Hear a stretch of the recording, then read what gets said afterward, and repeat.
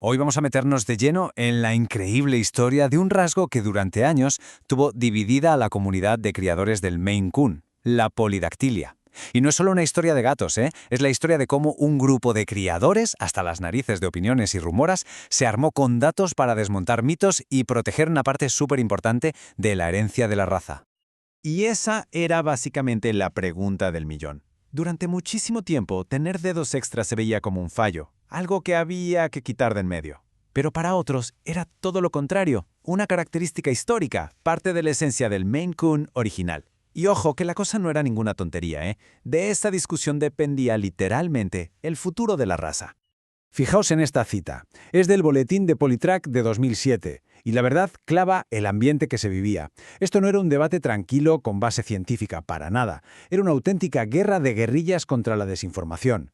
Los criadores que querían proteger a los polis, como se les llamaba, se daban contra un muro de «es que me han dicho que» sin ninguna prueba.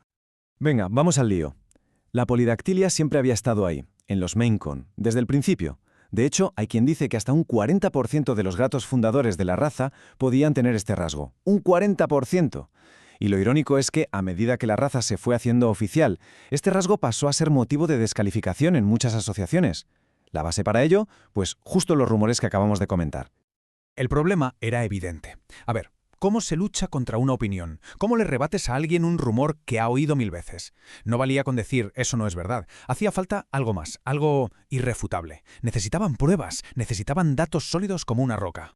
Y aquí es donde la historia da un giro genial. Así nació Politrack. Un grupo de criadores de todo el mundo, en lugar de seguir discutiendo sin fin, decidió arremangarse y tomar las riendas. Dijeron, basta de palabras, vamos a los hechos. Y crearon una base de datos internacional para registrar cada gatito, cada camada, para convertir los chismes en estadísticas puras y duras.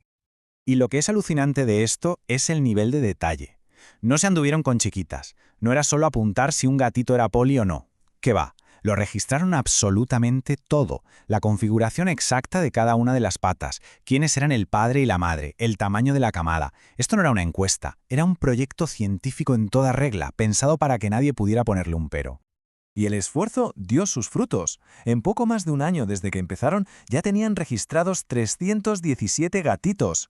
Este número puede no parecer enorme, pero es crucial. Con más de 300 casos, ya no estás hablando de anécdotas. Tienes una muestra seria, una base estadística para empezar a sacar conclusiones de verdad y a desmontar uno por uno todos esos mitos. Antes de lanzarse a la piscina hicieron algo súper inteligente. Definieron el terreno de juego. Se basaron en la ciencia para establecer qué es exactamente la polidactilia. La clave aquí fue sacar el debate del campo de la opinión. No es una deformidad. Es una condición genética concreta, con un gen identificado, el PDX, y un mecanismo conocido. Punto. Venga, vamos a por el primer gran mito. Y esto es muy curioso, porque esta idea de que era algo rarísimo la compartían hasta muchos de los que defendían a los polis. Era una de esas cosas que todo el mundo repetía sin pararse a pensar si era verdad. La idea general era esa, ¿no? Que tener un gato con esas botas de nieve, con deditos extra en las 4 patas, era como si te tocase la lotería genética. Se veía como la máxima expresión del gen, y por tanto la más rara de encontrar. Pero claro, una cosa es lo que se cree, y otra muy distinta a lo que dicen los números. Pues ¡zasca! Aquí está la respuesta, y es un golpe en toda la mesa. De los 176 gatitos polidáctilos analizados, la forma más común, con más de la mitad de los casos, un 51,5%, era tener dedos extra en las 4 patas.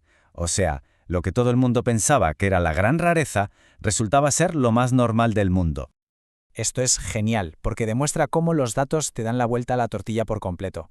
La auténtica rareza no eran las 4 patas, sino tener una sola pata afectada. El primer mito, a la lona. Y ahora vamos a por el siguiente, que este hacía mucho más daño. Este era el argumento estrella de los detractores, el que más calaba y más preocupaba. Se hablaba de gatos con un número de dedos exagerado, casi monstruoso, insinuando que eso tenía que traer problemas de salud y de bienestar. Se soltaban cifras así, a lo loco, para asustar. Como la de un supuesto gato con 12 dedos en una sola pata. Claro, tú oyes eso, aunque nadie lo haya visto, y la imagen que se te viene a la cabeza es muy potente. Genera un rechazo inmediato. Pero, ¿qué había de verdad en todo esto?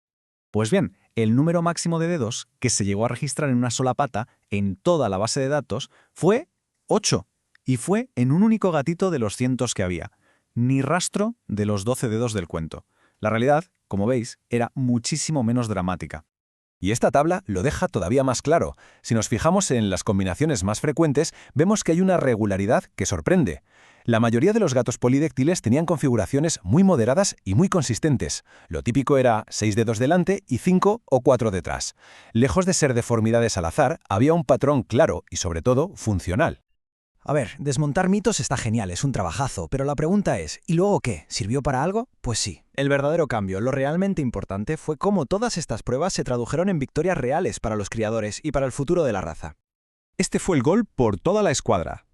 Con los datos de Politrack bajo el brazo, los criadores pudieron ir a las grandes asociaciones felinas y presentar un caso sólido, basado en hechos. Y las asociaciones, viendo la evidencia, tuvieron que reconocerlo oficialmente. La polidactilia no es una enfermedad ni un defecto que ponga en riesgo a la salud. Y es que el camino que siguieron es de manual, de libro. Se encontraron con un problema basado en la opinión y respondieron con organización y datos. Analizaron lo que encontraron de forma transparente y al final consiguieron el reconocimiento oficial. Es la demostración perfecta de que cuando la comunidad se une y se basa en hechos, las cosas cambian. Y claro, el éxito llama al éxito. Como se puede ver aquí, en apenas un año, el número de criadores que participaban en la base de datos se había más que duplicado. La gente vio que el proyecto funcionaba, que se estaban consiguiendo cosas y se subieron al barco. Lógico. Ya para ir terminando, es muy importante entender que el impacto de Politrack va mucho más allá de contar dedos de gatos. Lo que consiguieron fue provocar un cambio de mentalidad, un cambio cultural en cómo se deben abordar los rasgos genéticos en el mundo de la cría. Este cuadro lo resume de maravilla. Se pasó de un mundo dominado por el yo creo que, a uno donde las decisiones se toman con datos en la mano. De ver la polidactilia como un defecto a reconocerla como parte del patrimonio de la raza. Y para mí lo más importante, de criadores luchando cada uno por su cuenta, a una comunidad global unida por un mismo objetivo. Al final, la moraleja de esta historia no va solo de gatos con patas grandes. Es una lección súper poderosa para cualquier comunidad de criadores. Demuestra que cuando un grupo se organiza y se compromete a cambiar la especulación por la evidencia, puede proteger la historia y la diversidad de su raza de forma activa. Y con esta reflexión lo dejamos. La historia de Politrack nos deja una pregunta en el aire, ¿verdad? En un mundo donde muchas veces una opinión gritada parece valer más que un hecho, ¿qué otras características únicas de nuestras razas podríamos estar perdiendo por no aplicar este mismo rigor? La respuesta, como demostraron estos criadores, está en los datos. Gracias por acompañarnos.